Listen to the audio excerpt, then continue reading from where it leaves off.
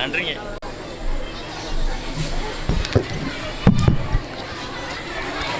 வெற்றி nursery and primary பள்ளியினுடைய 18வது ஆண்டு விழாவிற்கு தலைமையேற்று சிறப்பித்துக் கொண்டிருக்கின்ற ஓய்வு பெற்ற மாவட்ட கல்வி அலுவலர் மரியாதைக்குரிய ஐயா சுப்பிரமணியன் அவர்களே, டாக்டர் லியோ கிளின்டன் அவர்களே, காவல்துறை அதிகாரி மரியாதைக்குரிய முத்தீஸ்வரன் அவர்களே, வெட்டினரி டாக்டர் அருமை சகோதரர் விக்னேஷ் அவர்களே, அருமை சகோதரர் வேதா அவர்களே, பட்டிமன்ற பேச்சாளர் கனிமொழி அவர்களே, என்னோடு வந்திருக்கக்கூடிய தமிழ்நாடு தனியார் பள்ளிகள் முன்னேற்ற சங்கத்தினுடைய மாநில துணைத் தலைவர் மரியாதைக்குரிய செந்தில்குமார் அவர்களே, மாவட்ட தலைவர் சண்முகம் அவர்களே, மாவட்ட பொருளாளர் ரவிச்சந்திரன் அவர்களே, இந்த பள்ளியினுடைய தாளாளர், முதல்வர், ஆசிரியர், மாணவ செல்வங்கள், பெற்றோர் உட்பட அனைவருக்கும் எனது மாலை வணக்கத்தினை நான் தெரிவித்துக் கொள்கிறேன். உங்களுக்கு உண்மையிலேயே ஒரு கஷ்டமான நேரம் தான். ஏன் அப்படின்னு கேட்டீங்கன்னா, ஒவ்வொரு ஆளா அவர் பேச சொல்லிக்கிட்டே இருக்காரு. எப்பதான் இவங்க பேசி முடிப்பாங்க, அதுக்கப்புறம் நம்ம பிள்ளைகளுடைய கலை நிகழ்ச்சியை பார்க்கலாம் அப்படின்னு நீங்க நினைப்பீங்க. அது மட்டும் இல்லாம இன்னும் சில பேர்ட்ட சொல்லியிருப்பீங்க, எப்பா நான் கலை நிகழ்ச்சி ஆரம்பிக்கிட்டு அதுக்கப்புறம் போன் பண்றேன், நீங்க வாங்க அந்த பேசுறவங்க எல்லாம் முதல்ல பேசி முடிச்சிடட்டும் அப்படிங்கிற நிலையோட நீங்க வருவீங்க. ஆனால் உண்மையிலேயே ஒரு சந்தோஷம் என்ன அப்படின்னு கேட்டீங்கன்னா, நானும் நிறைய ஆனுவல் டே ஒரு வருஷம் போயிட்டு இருப்பேன். ஆனால் இந்த வெற்றி பள்ளியை பொறுத்தவரை நான் வந்த உடனே பிரமிப்பா பாக்குறது என்னன்னா, சேரே காலி இல்லை. எப்பயுமே என்ன நடக்கும்னா, இந்த அறுக்கிறவங்க எல்லாம் அறுத்துட்டு போட்டோம், அதுக்கப்புறம் நம்ம போகணும்னு சொல்லிட்டு சேர் எப்பயுமே வேக்கண்டா இருக்கேன். ஆனால் இந்த பள்ளியை பொறுத்தவரை உண்மையிலே அதாவது நிறைந்து காணப்படுது. அதுக்கு பெற்றோர்களாய உங்களுக்கு ஒரு மனமார்ந்த நன்றி. குறிப்பா நீங்க ஒன்னே ஒண்ணு மட்டும் தெரிஞ்சுக்கிறங்க, 18 வருஷம் பள்ளிக்கூடம் நடத்தணுங்கிறதெல்லாம் இன்னைக்கு சாதாரண விஷயமே இல்லை. முதல்ல அதை நல்லா நீங்க புரிஞ்சுக்கிறோம். நான் எங்க இருந்து வந்திருக்கேன் தெரியுமா? ராமநாதபுரம் மாவட்டத்தில இருந்து வந்திருக்கேன். எதுக்காக வந்திருக்கேன்? அதாவது வெற்றி பள்ளியினுடைய ஆண்டு விழாவை பார்ப்பதற்காக அல்ல, உங்கள் குழந்தைகளுடைய கலை நிகழ்ச்சியை பார்ப்பதற்காக தான் வந்திருக்கேன். ஏன் அப்படின்னு கேட்டீங்கன்னா, இங்கே படிக்கக்கூடிய மாணவர்கள் மிகச்சிறந்த மாணவர்களா வருவாங்க, அதுல ஒண்ணும் மாற்று கருத்தே இல்லை. ஏன் அப்படின்னு கேட்டீங்கன்னா, இப்ப நீங்க அங்க இருந்துகிட்டு இப்ப கமெண்ட்ஸ் பண்ணிக்கிட்டே இருப்பீங்க, இவர் 1 நிமிஷத்துல போவாரா இல்ல 2 நிமிஷத்துல மைக்க விட்டுட்டு போவாரா, நீங்க கனவு விட்டுக்கிட்டு இருக்கீங்க. ஆனால் உங்களுக்கு வழங்கப்படாத வாய்ப்பு உங்கள் குழந்தைகளுக்கு வழங்கப்பட்டிருக்கிறது. ஏனென்று சொன்னால், உங்களுக்கு இப்ப நீங்க நினைக்கலாம், உங்களை கூப்பிட்டு ஒரு 10 நிமிஷம் அந்த மேடையில பேச சொன்னா உங்களால பேச முடியுமான்னா முடியாது. ஏன்னா நீங்க படிக்கின்ற, அதான் நீங்க வேற நான் வேற, எல்லாம் ஒரே கிட்ஸ் தான். நான் படிக்கின்ற காலங்களில் இந்த மாதிரியான மேடை ஆண்டு விழாக்கள் நடத்தப்படுவதில்லை. இன்னைக்கு ஒவ்வொரு பிள்ளைகளுடைய கலை நிகழ்ச்சிக்கு நீங்க போட்டிருக்க மேக்கப் நீங்க பாத்தீங்கன்னா தெரியும்.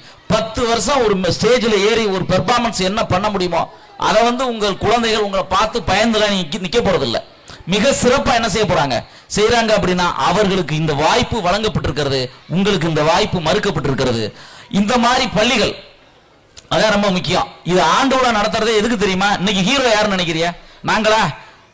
எங்களை யாரும் கூட உங்களுக்கு தெரியாது. இன்னும் கொஞ்சம் நேரத்தில் ஐயோ அப்படின்னு நீங்க மறந்துட்டு போயிருவீங்க. ஆனால் நீங்கள் எதற்காக வந்திருக்கீங்கன்னா, ஒவ்வொரு குழந்தைகளுடைய கலை நிகழ்ச்சியை பார்க்க வந்திருக்கீங்க. இப்ப பாத்தீங்கன்னா சில பிள்ளைகள் நல்லா பாடும், சில பிள்ளைகள் நல்லா ஆடும்.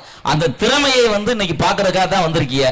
நாங்க என்னதான் மணிக்கணக்கா பேசி என்னதான் சொன்னாலும் அதெல்லாம் நிக்க போறதில்லை. இன்னைக்கு ஹீரோ உங்களுடைய குழந்தைகள் என்பதை நானும் நன்கறிவேன். குறிப்பா இந்த பள்ளியினுடைய தாளாளரை பற்றி சொல்ல வேண்டும்.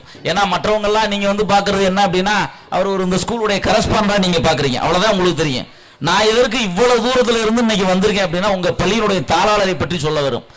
அதாவது நீங்க இந்த வெற்றி பள்ளியினுடைய கரஸ்பாண்டா பாக்குறீங்க, அவர் யாருன்னு உங்களுக்கு தெரியுமா?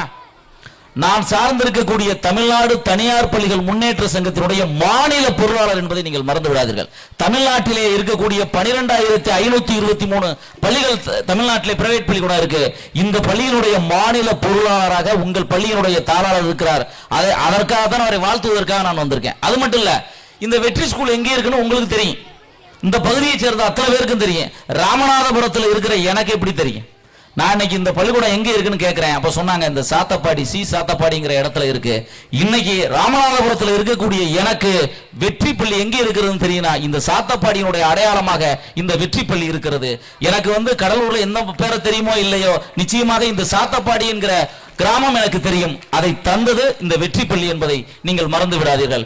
இந்த பள்ளியில் படிக்கக்கூடிய மாணவர்கள் மிகப்பெரிய அரசியல்வாதிகளாக, விஞ்ஞானிகளாக, மருத்துவர்களாக, காவல்துறை ஆய்வாளர்களாய் எந்த துறையில் வேணுமாலும் சாதிப்பார்கள் என்பதற்கு ஒரு இப்ப நீங்க பிள்ளைகளுடைய பெர்ஃபார்மன்ஸை பார்த்தாலே தெரியும். அதை விட முக்கியம், மிகச்சிறந்த ஆசிரியர்கள் இந்த பள்ளி நிர்வாகம் பெற்றிருக்கிறது. மிகச்சிறந்த ஆசிரியர்கள். ஏன்னு சொன்னா, இப்ப நீங்க பாத்தீங்கன்னா ஒரு ஒண்ணு இல்ல, வெல்கம் டான்ஸ் ஆட வைக்கணும். ஒரு எல்கேஜி பிள்ளைய வந்து உங்களுக்கு தெரியும், ஒரு 1 இயர் சேர்த்து சாப்பிட வச்சு அதை பிராக்டிஸ் பண்றது எவ்வளவு கஷ்டம். இன்னைக்கு அந்த பிள்ளையெல்லாம் மேடை ஏத்தி உங்க முன்னாடி ஆட வைக்கணும். ஆட வைக்கலன்னு வைங்க, என்ன சொல்லி கொடுத்தாங்க இந்த ஸ்கூல்ல அப்படின்னு நீங்க ஒரே வார்த்தையில கேட்டுருவீங்க. நாங்க தப்பா செய்யறோமோ ரைட்டா செய்யறோமோ, ஆனால் மேடை ஏற்றி உங்கள் குழந்தைகளுக்கு எதையாவது ஒன்றை நாங்கள் செய்து காமிக்க வேண்டும். அப்படி என்றால் அந்த ஆசிரியர் மிகச்சிறந்த ஆசிரியராக, திறமையான ஆசிரியராக இருந்தா தான் என்ன செய்ய முடியும், இங்க ஆடும். இல்லைன்னா புள்ள வந்து உங்களை பார்த்தோன்னே பேன் நின்றும். ஐயோ இவ்வளவு கஷ்டப்பட்டு நான் ட்ரெஸ் எல்லாம் எடுத்து கொடுத்தனே, என் புள்ள ஆடல, நீங்க வருத்தப்படுவீங்க. அந்த வருத்தம் நிச்சயமாக இருக்காது. அதற்காகத்தான் இந்த ஆண்டு விழாக்கள் நடத்தப்படுகின்றன. அதாவது உங்கள்கிட்ட இருக்கக்கூடிய திறமையை வெளிக்கொணர்றதுக்கு அந்த காலத்துல வாய்ப்பு இல்லாம இருக்கலாம். ஆனா இன்னைக்கு அப்படி இல்லை. உங்க மாணவர்களுக்கு என்ன திறமை இருக்கு? பேச்சுல திறமை இருக்கா, விளையாடுறதுல திறமை இருக்கா, ஆடுறதுல திறமை இருக்கா, பாடுறதுல திறமை, எந்த திறமை இருந்தாலும் ஏதோ ஒரு ரூபத்தில் என்ன செய்துவிடும், வெளியே வந்துதான் ஆக வேண்டும். நீங்கள் நினைக்கலாம், இந்த மேடையில இருந்து பேசும்போது நீங்க நினைப்பீங்க ஈஸியா பேசுறோம்னா, இதுவே ஒரு கஷ்டம். அதாவது துப்பாக்கி முனைகளை விட கூர்மையானது இந்த மைக். அங்க இருந்து பார்ப்பது மிக எளிது, இங்க இருந்து பேசுவது என்பது கடினம். இப்ப நாங்கெல்லாம் பல மேடைகளை சந்திச்சது பிறகுதான் இந்த மாதிரி பேச முடியுது. ஆனால் உங்கள் குழந்தைகள் அப்படி இல்ல. இப்ப என்ன, வருஷத்துக்கு என்ன நிறைய நிகழ்ச்சியை கொடுத்துட்டோம். வருஷத்துக்கு ஒரு 3 நிகழ்ச்சி கொடுக்குறோம். 3 நிகழ்ச்சியை அந்த பிள்ளை பயன்படுத்திக்கிட்டு இந்த மேடையின் முன்பாக ஒரு தைரியமா நின்று உங்கள்கிட்ட பேசுவதோ ஆடுவது என்பது மிகச்சிறந்த பணி. உங்களுடைய குழந்தைகள் வந்து இந்த பள்ளியில படிப்பதே உங்களுக்கு ஒரு பெருமைங்கிறத நீங்க என்ன செஞ்சிடாதீங்க, நீங்க மறந்துடாதீங்க. நீங்க நினைச்சுக்கிட்டே இருக்கலாம், அந்த ஆளு வந்ததுல இருந்து போறோம் சொல்லிட்டு ரொம்ப நேரமா பேசிக்கிட்டு இருக்காருங்கிற கவலை வேற உங்களுக்குள்ள இருக்கு. நிச்சயமாக சொல்கிறேன், இங்கு படிக்கக்கூடிய மாணவர்கள் மிகச்சிறந்த மாணவர்களாக வருவார்கள் என்பதிலே ஐயப்பாடும் இல்லை. அதற்காகத்தான் நீங்க பாத்தீங்கன்னா மேடையிலே எத்தனை பேர் வந்திருக்காங்க. ஒவ்வொருத்தரும் ஒவ்வொரு பணியை விட்டுவிட்டு உங்கள் குழந்தைகளை வாழ்த்துவதற்காக வந்திருக்கிறார்கள்.